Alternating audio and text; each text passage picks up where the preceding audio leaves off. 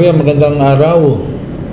Kung ikaw ay bago pa lang sa aking YouTube channel, please don't forget to subscribe. Kung ikaw po ay nanonood sa aking Facebook account or TikTok account, please don't forget to follow and help me grow my subscribers by sharing it to your friends, mga kaistorya. At kung ikaw naman po ay natuwa sa ating pinag-usapan ngayon, click the super thanks. Bago ang super thanks, thanks muna. Andyan sa lower right ng ating video. And pag-click nyo ng thanks, lalabas ang lalabas ang super thanks. At nasa inyo yan, mga istorya. Salamat in advance. At kung ikaw naman po ay naghahanap ng mga magaganda, affordable na mga dresses, blouses, trousers, apparel for women, visit Glynis May Arsua Facebook account. Add her as a friend or follow her, mga kaistorya. At mamili na kayo dyan sa mga gusto ninyo. Meron din siyang live selling sa hapon at sa gabi. Pwede kayong mag-mine all you can. At pwede po namin i-ship ang inyong mga orders all over the Philippines, mga kaistorya. Affordable yan. Tres at classy, trendy dress dyan sa Glynis May Glynis May D. Arsua na Facebook account. At ito naman po ang ating health secret, mga kaistorya. Bakit namamalaging masigla ang pangangatawan ni Papa Arnie? Genesis Organic Spirulina.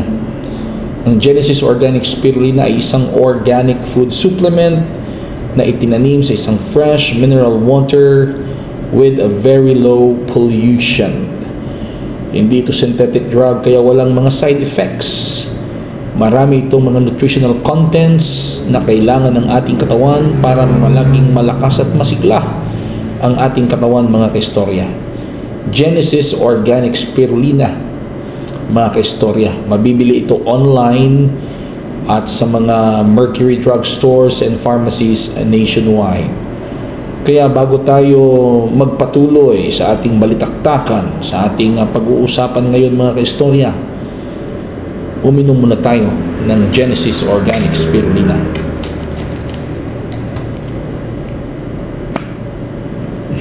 Nahulog ng isa. Sorry.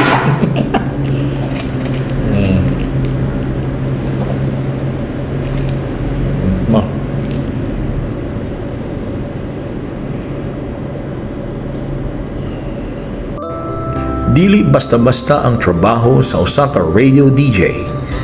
Ilabi na kung ang imong programa usa ka talk show. Kinahanglan kang updated pirmi sa mga panghitabo sa palibot. Ang usa ka talk show makahurot og energy tungod kay kini usa ka interactive program. Maayo na lang adunay Genesis Organic Spirulina. Ang Genesis Organic Spirulina usa ka organic food supplement nga gitanom sa usa ka fresh mineral water in an environment with a very low pollution. Ang Genesis Organic Spirulina puno sa mga nutritional contents nga gikinahanglan sa atong lawas. Busa, always tang lagsik ug on the go permi sa atong duty. Genesis Organic Spirulina mapalit online ug sa mga Mercury Drug Stores and pharmacies nationwide. Genesis Organic Spirulina, ang dikalidad na spirulina ng bayan. FM 100.7, isang bansa, isang barangay, Basta FM Barangay.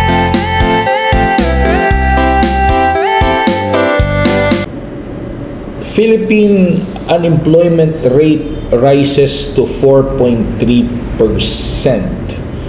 Ibig sabihin yan, mga kaistorya, tumataas ang porsyento ng mga Pilipinong walang trabaho. Ano ang gagawin nila, mga kaistorya? Ano ang gagawin nila? Magiging burden yan. Magiging liability yan ng ating gobyerno. Pakakainin yan ng ating gobyerno, mga kaistorya. Kasi wala silang hanap buhay. Pataas na pataas ang mga presyo ng bilihin, pero walang hanap buhay, mga kaistorya. Dito yan sa according sa Inquirer.net, published on March 6, 2025, mga kaistorya. Isipin mo yan mga kaistorya. There were 2.16 million jobless Filipinos in January. That is according to the Philippine Statistics Authority. This is worse than the December 2024 unemployment rate. 3.1% lang kasi noong December, ngayon 4.3%. Ano ang indikasyon nito, mga kaistorya? Ito anong indikasyon? Walang mga job openings. Walang mga job openings. Sino bang nagbibigay ng mga job openings? Ang mga negosyante, malalaki at mga maliliit na negosyante, sila ang nagbibigay ng trabaho. Ano ang pwedeng gawin natin dito, mga kaistorya? Dapat itong Pilipinas ay attractive sa mga investors. Dapat attractive sa mga businessmen. Business, itong mga sinasabi kong mga foreign entrepreneurs, mga foreign investors. Kasi more investments, more jobs to our fellow Filipinos. And dapat ang ating gobyerno ay attractive sa mga negosyante. Napakalaki kasing tulong ng mga negosyante, mga kaistorya, para mapaganda ang ekonomiya ng Pilipinas. Now, paano ba magiging attractive sa mga investors kasama ng mga foreign investors? Isa na rito, dapat maganda ang image ng Pilipinas. Safety and security. Matiwasay, hindi magulo. Paano nating sasabihin hindi magulo? Ang gulo ay nagsisimula sa mga leaders natin. Sila nag-aaway, sila nagbabangayan. Kung ako ay isang foreign investor, titignan ko ngayon ang mga nangyayari sa Pilipinas, ay ang impression ko, hindi politically stable ang Pilipinas. Kasi ang gulo, maraming away, maraming bangayan. Di ba? Pakiramdam natin, mas nakatutok pa ang mga politiko on how to pin down their political opponent rather than tutukan nila kung anong nangyayari sa ating ekonomiya. Ito na tignan nyo yung nangyayari sa ekonomiya natin. 4.3% worse than 2024. Napakataas ng unemployment rate. 2.16 million Filipinos walang trabaho. Walang trabaho, mga kaistorya.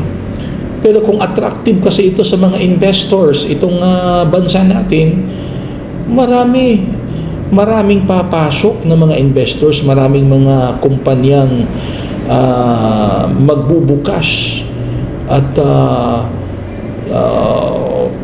maraming kumpanya means more jobs to offer to our fellow Filipinos, mga kaistorya. Bakit hindi ito ang isa sa mga tutukan ng gobyerno natin? Itong pagpapalakas ng mga negosyo. Kasi sa isang negosyo na maitayo sa Pilipinas, ilang employees yan. Di ba? Ganun kahalaga yung negosyo. Kaya tapos, paigtingin pa natin yung ease on doing business. Oo, patayin natin yung mga red tapes, mga istorya. At sana mag-offer din ng mga magagandang tax incentives, mga tax breaks ang ating pong gobyerno para sa kanila. To make this country attractive to entrepreneurs and investors. Kasi sila ang nagbibigay ng hanap buhay, mga kaistorya. Sana po ay mapag-isipan itong pinag-usapan natin, mga kaistorya. Mag-initiate din ang mga, kung aside from this, mag-initiate din ang ating gobyerno ng sustainable livelihood programs. Oo, para turuan itong ating mga kapwa Pilipino na maging self-employed, self-sustaining. Kung wala talagang trabaho na mai-offer, edi sila ang magsi-self-employed sa sarili nila sa pamamagitang tuturuan sila ng mga mahahalagang skills para magamit nila para kumita sila, mga istorya.